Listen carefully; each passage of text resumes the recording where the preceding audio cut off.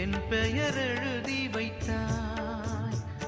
என் தாய் மறந்தாலும் என்னை மறவேன் என்றுரைத்தாய்.